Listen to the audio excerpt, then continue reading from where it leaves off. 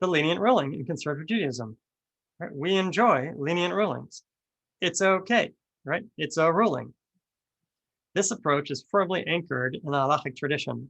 As reflected in the well-known Talmudic saying, the strength of a lenient ruling is greater than a strict ruling, right? And some could argue, even in today's age, right? It's more difficult, it's more challenging, it takes more courage and creativity to make a lenient ruling than a strict ruling. Right? A strict ruling is easy, right? But you can always be more pious, right? But it's hard to open up the tradition to be more inclusive and more lenient. Is a more difficult task and requires more empathy, concern, and courage. And number 3, before giving a halachic ruling, the subject is studied in a historic scientific fashion in order to determine if the law or custom derives from the Torah, the Talmudic sages, early rabbis, or late rabbis, right? And why do we do that? We want to explore the development of the halacha because there's more readiness to change a relatively new halacha than a halacha that's been grounded in tradition for a longer time. Right? So if it goes back a long way, we feel it as if it's more firmly rooted.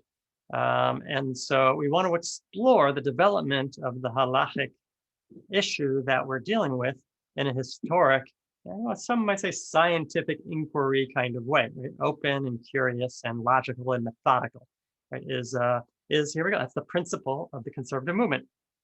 Isn't that beautiful, right? Not all halachot are the same, right? In the Orthodox community, I'm overgeneralizing, but there's less gray area than there is in the conservative movement in terms of the timeline of the evolution of halacha. Number 4, the Shulchan Aruch, right? In the Orthodox community, and this is sort of differentiating us from the Orthodox community, the Shulchan Aruch, the Code of Jewish Law, is considered the ultimate contemporary authority in contemporary halacha. And so number 4, the fourth principle of Rabbi Lincoln's conservative movement ideal is that the Shulchan Aruch should not be viewed as the ultimate contemporary authority, as is common among Orthodox rabbis. Very well, right? We go back, right? We can unearth earlier opinions and see them as valid, even if they go against the ruling of the Shulchan Aruch. Halachic pluralism is maintained when there are 2 legitimate ways to rule on a halachic issue, right? Halachic pluralism, right, is one of the really important issues and essential components of conservative Judaism. Halachic pluralism, right? This can be true and that can be true. You can do it this way or you can do it that way, right? Is a very important concept and both are equally valid, right? In the Orthodox community, that's true in many cases. One example is you can do it the Sephardi way or you can do it the Ashkenazi way, and both are equally valid, right? However, right, when it gets more focused, right, there's less flexibility and understanding in pluralism. And so the conservative movement believes wholeheartedly in a pluralistic approach to halacha. Right? There are more than one ways to do it right in conservative Judaism.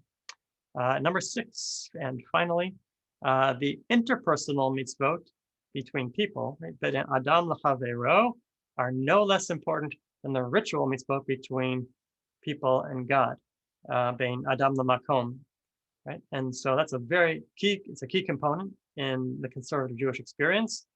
I think the accusation there is that to generalize and stereotype the Orthodox community prioritizes ritual over interpersonal, and we want to make sure to strike the even balance.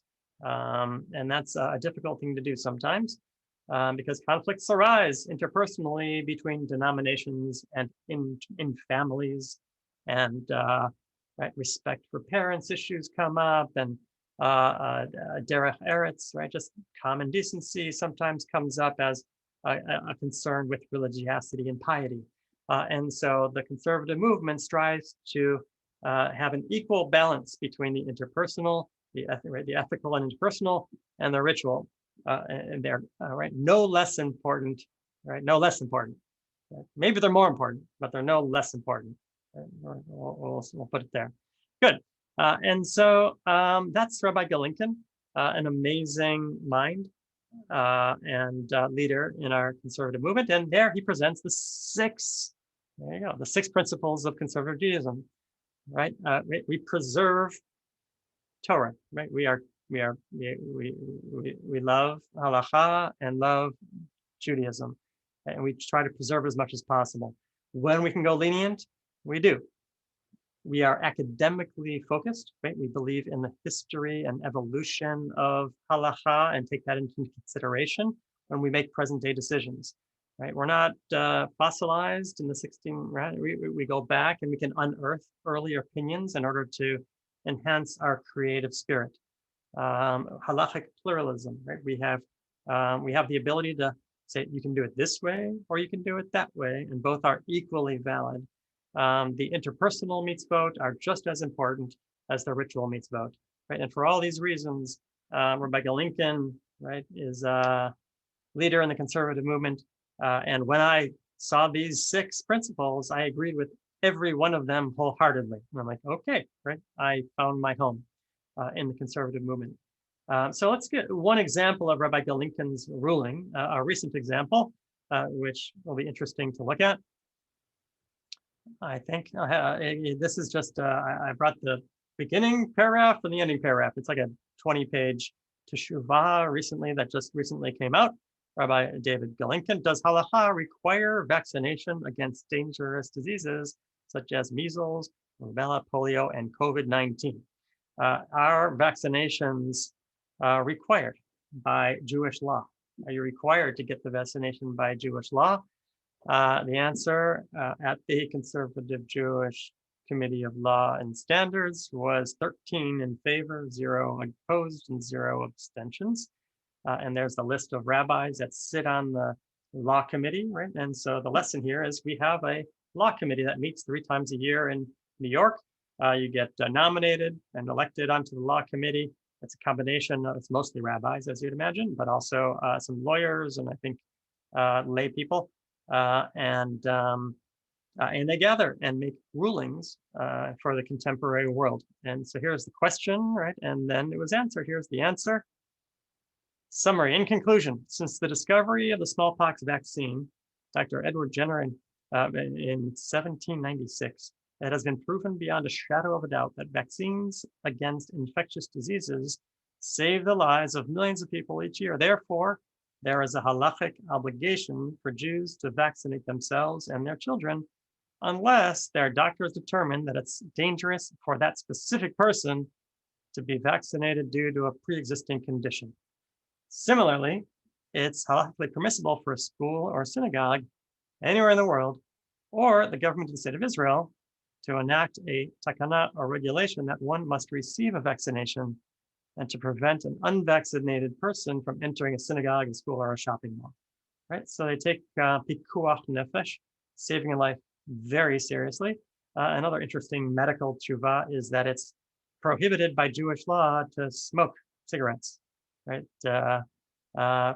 It was clearly bad for your health. You're not allowed to damage your body. It's on loan from God.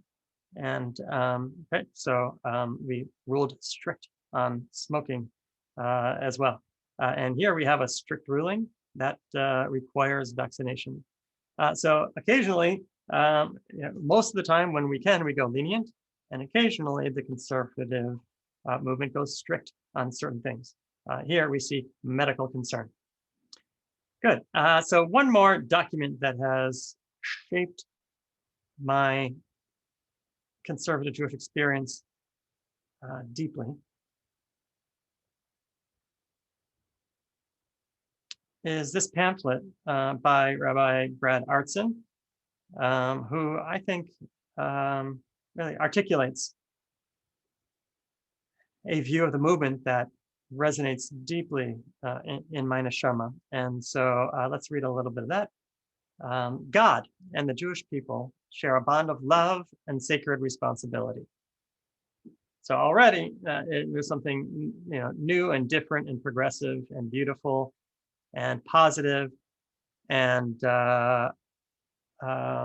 refreshing for me about this philosophy. It's based on love and responsibility, which expresses itself in our brit, our covenant. This brit remains a central pillar of Judaism and has come to symbolize the mission of the Jewish people to be partners in creation with God, to pursue the sacred task of bringing the knowledge of God to the world, to be a nation of priests, a holy people. Our Torah, right? According to the Torah, our purpose is to make the world more just, sacred, and compassionate. In other words, more closely reflecting the image of God. Judaism guides us in the sacred text by inspiring us to work to repair the world. On a personal level, we strive to cultivate sensitivity and learning and decency, ethics, right? And on a communal level, we work to foster the ideals of loving kindness in our communities, of holiness in our communities, and of justice in our community. So platitudes, yes, but quite beautiful. But now we got to get down to business. Like, how do we do all this stuff? And the answer is through mitzvot, right? We have a system of obligations and responsibilities, right? That we are inspired and obligated to perform, right? And so the language of obligation, right, is part of who we are as a conservative movement. And we willingly obligate ourselves, right, to the yoke of mitzvot. And then we have, if we're going to do that, right, as sensible people, we have the responsibility to shape those mitzvot and make sure that they are continuing to evolve, to stay compassionate and just and kind and loving the way the relationship is supposed to be. So here we go. The mission is made concrete through the implementation of mitzvot. You got to concretize the relationship. Love is not enough, right? We need tachlis. We need some commandments, right? We need a mission. We need responsibilities. We need a list, right? So they get concretized through the mitzvot, God's will. The many mitzvot giving substance to God's brit. That's the substance. We pledge to God. We love you, and here's what we're going to do about it, right? The mitzvot, we have potential to transform each moment of our lives, even the most prosaic, to an encounter with the divine. Right? And so here we go. The mitzvot evolved. And so if we're going to commit to these mitzvot as reasonable people, right, we have to evolve those mitzvot, right, whenever they get out of whack, whenever they get out of alignment, right, to the goal. And what's the goal? Right? The goal is to concretize the brit, to do God's will in this world, right? To make this a world in the image of God. So here we go. Because the halacha remains the basis for all authentic Jewish practice, right? That's kind of a side note, right? So I'll say that again. Because the halacha remains the basis for all authentic Jewish practice, conservative Judaism recognizes that no living body of law can be frozen or fossilized. Holds dear the notion that the Torah is meant to serve as a road towards the knowledge of God, not as a barrier keeping us back. Right? The halacha, it means journey, right? So that means it has to, while the method of establishing rules remains constant, we have a consistent methodology and rabbinic method that we use in all generations to evolve Jewish law. And that's our responsibility in our own generation, is to take that responsibility of evolving Jewish law seriously. While the method remains constant, the interpretation of these rules is shaped anew in every generation. The reality emerges. The Torah emerges. It's still emerging. It's a living document. It's shaped anew by emerging realities, innovative technologies, and new insights. Right? When digital technology becomes reality, when Zoom becomes reality, we have to contend with it. Right? It's we can't live our lives with blinders on. We need to figure out what the right thing to do is. What is God's will in this situation? This commitment is met, right? So we have a commitment to practice, and we have a commitment to learning and Jewish thought and openness and pluralism. Any page of Talmud reflects the multiple opinions and multiple truth of that the oral tradition embraces, right? The multiple truth, right, that the oral tradition embraces. Shiv'im panim laTorah, there are 70 faces to the Torah, multiple ways to practice Judaism, multiple ways to practice conservative Judaism, right, and multiple paths for you to take in your life. So here we go. So that's a beautiful document, and hook, line, and sinker into Rabbi Arsons' perspective and beautiful love relationship with God. And there are other ideals in this document that he professes. One of them is a commitment to Klal Yisrael, all of Israel. Conservative Jews being a middle movement. Find ourselves neighbors to the Orthodox community and neighbors to the ideological neighbors to the Reform community as well. And so we serve an important connecting purpose, right, to Klal Yisrael. And so the ideal of religious pluralism, right, is so important for us to carry on and instill in Klal Yisrael. There are many ways to serve God. There's a Reform way, there's an Orthodox way, there's a conservative way, and there's your way, right? And that's an important distinction in the conservative movement, right? And so let's pause for a moment and we'll gather sort of reflections before we continue with a couple more texts. Yes, so reflections or questions on sort of the conservative Jewish philosophy so far, right? Is it becoming clear that we have a distinct and unique responsibility as conservative Jews here? Yes. Rabbi? Yeah, go ahead.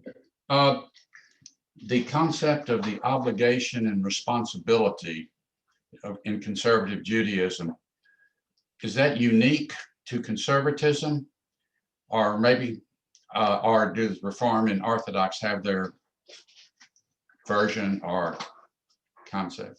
Excellent, good. Your question is around responsibility, is around the mandatory obligation piece, right? And so that's part of where our movements start to, I think, what's the word? Go through a prism and separate. And so in the Orthodox community, right? Let's say that, I'll put it this way.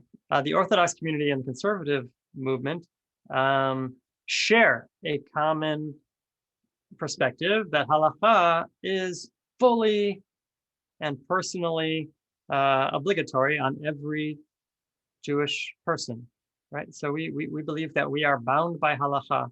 The difference between the Orthodox community and the conservative movement is, right, the Orthodox community doesn't really have a mechanism for it to change and evolve, right? In fact, it rejects and resists change, right? Because nothing's supposed to change, right? The Torah is eternal, the people of Israel are eternal, the mitzvot are eternal, and right, they don't really embrace evolution and change. So that's the difference, right? In the conservative movement, we are equally bound, ideally, to the mitzvot, but we have a system for them to change and modify and evolve so that they stay current and they stay meaningful and they stay kind and just, right? That's where sometimes things get in the way. They stay loving and kind. And so the Reform community, but we'll hear more about that from the Reform community and its rabbinic leaders, right? The autonomy is a big deal, right? So that you are, right, that ultimately you're responsible for your own life, right? Autonomy is is one of the ideals in the Reform community. Freedom and autonomy that we share with the American ideal. Like there's nothing, we also share that ideal, but it takes a higher priority and higher priority in the Reform community than in the conservative and Orthodox, where we find ourselves more willing to be bound to the system, and sacrifice our own freedom for the sake of the community. Good question. Yeah, Suzanne. Connected with the last question, I was very much struck by the fact that the law committee has recently said overwhelmingly that there is an obligation to be vaccinated. I'm curious to know, obviously it's going to be based, comes from the COVID, but that struck me as something that I'm not sure I would have expected. And I know that a lot of these rulings are very much based on the current events. How much do you think that decision is based on the current events? And how much do you think it's based on the philosophy? Very, very good. Right. And I think that speaks to how Jewish law evolves through case law, right? Through she'elot and tshuvot, right? Through people inquiring and rabbis answering. And so, yeah, I think it's case. That's the case. This is the case that's driving the answer rather than the philosophy. And I think that's typical of how Judaism evolves, for better or for worse, less philosophically and more practically. And that's true, I think, for a lot of things. I should say, by way of introduction, although we're midway through, but I think people are less and less over the years interested in the ideals and philosophies of the community, but rather the behavior and the spirit of communities. Right? Does it feel good when you walk in? I think where our decision making is really happening. Case in point, when one of our presidents became the president, they were struggling a little. They wanted to know more about conservative Judaism, about conservative philosophy, and so I got Rabbi Elliot Dorff on the phone, and we had an hour-long session with the incoming president about the philosophy of conservative Judaism, and it was great. And then at the end of it, Rabbi Dorff said, "Oh, by the way, I should mention, people don't really choose synagogues or movements based on philosophy. They do it based on music. Whichever shul has the best chazan, that's where people go." Right? And so, so whatever, or it's the community, right? People may generally make these decisions more based on emotion and spirit rather than intellectual pursuit. So having said all this, right, the differences and distinctions between the movements are real, and they're important.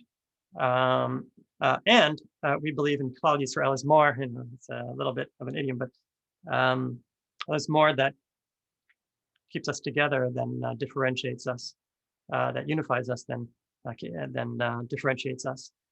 Good. Other comments, and then we'll go into the next phase here. I see Rabbi Hayon here. Thank you. Teaching in 2 weeks, I believe. Nice to see your picture, and looking forward to learning from you. All right, let's do our final text here.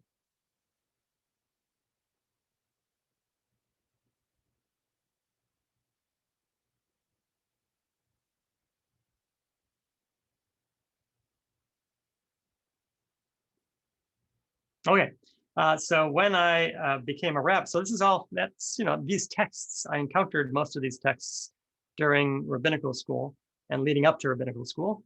But there's one text that I encountered post-rabbinical school, which is Rabbi Arsons' credo, right? And so he challenged his students, Ani ma'amin, I believe, right, to come up with their own credos. And over the years, I've come up with one or two, none that I have fully embraced. And so I'll continue to work on it this week, because that's your homework as well. So you have homework. You didn't know you had homework today.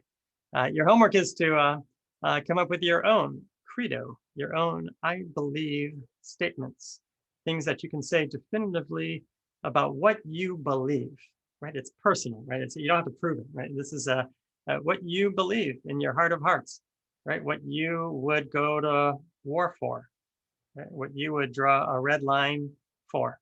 Here we go. Here's Rabbi Arsons in Hebrew and in English, but we'll read it in English.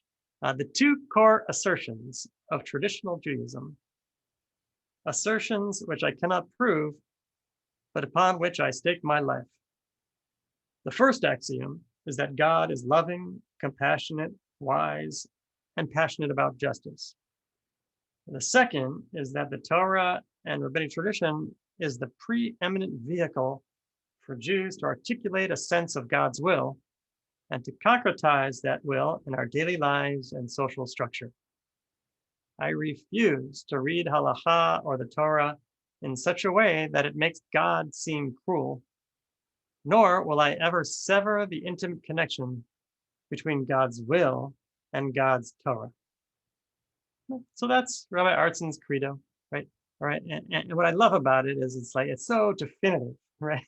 It's so hard to find definitive, concrete statements these days, right?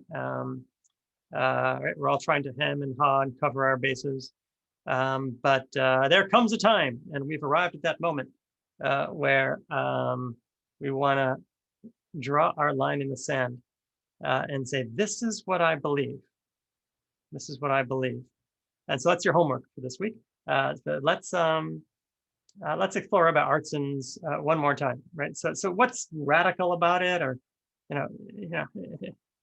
when you put out a statement like this, right? You want it to be unique, right? You want it to be all your own. You want it to stand for something, right? And so, what's this standing for? Someone help me out. I have a couple ideas, but I'll start with you. What's Rabbi Arsons trying to say? What's important to Rabbi Arsons? What's he?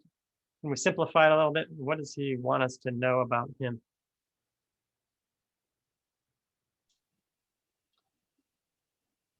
That his God is a loving God. Right. So there are people that believe in the God of vengeance. I mean, it's right there in the Torah, right? God of vengeance, God of justice, God of war. Ish milchama, Adonai, you're a God of war. That's not Rabbi Arsons' God, right? That's not going to work for me, says Rabbi Arsons. Yeah, is that fair? Am I being too radical? Right, good. So number one, God is loving. God is not mean or cruel or vengeful. Good. Anything else? What's number two? Yeah, someone summarize number two for the second axiom.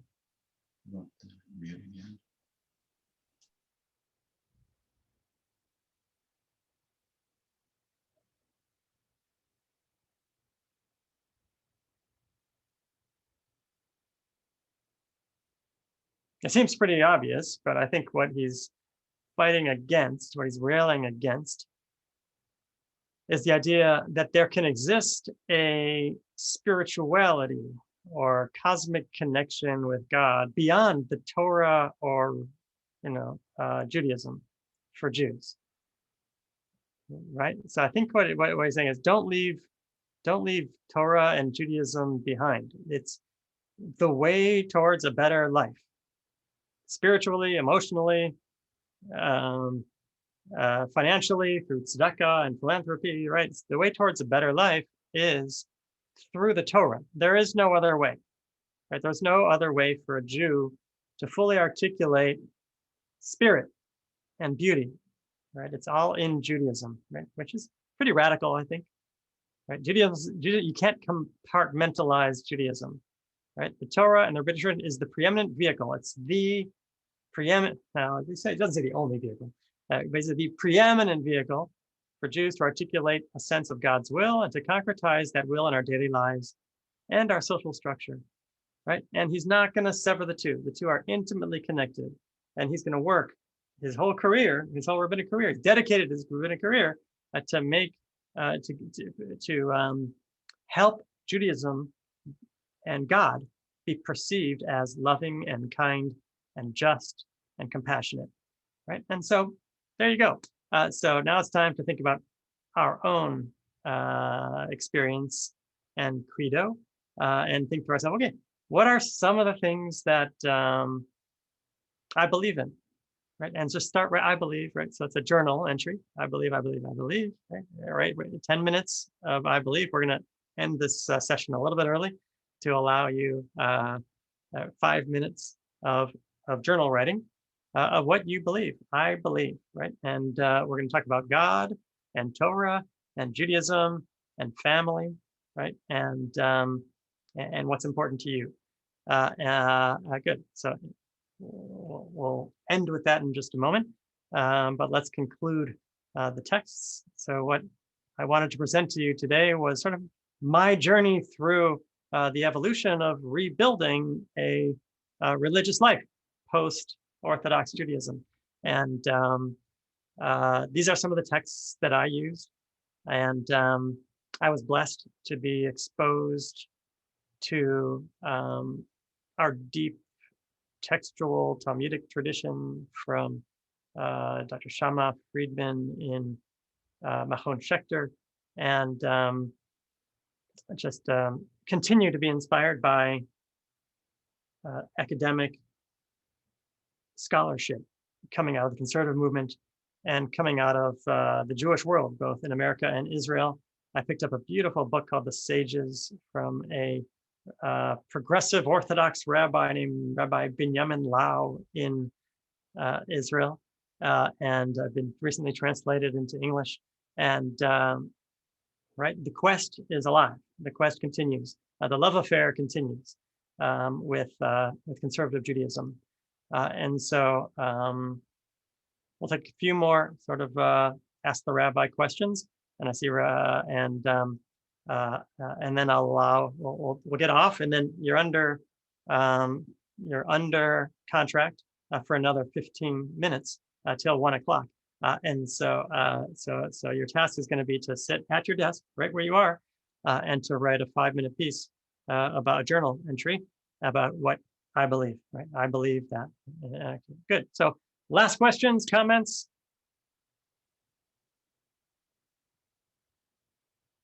Toda rabba. My hope is, and our hope, thank you, Barbara, for organizing this process. We're going to be hearing from Rabbi Hayon and Rabbi Gelman on Reform Judaism and Orthodox Judaism, respectively. And so I'm very much looking forward to participating and learning in that conversation. Toda rabba, go and write. Yes, 5 minutes on what you believe. Have a great day, everybody. Thank you.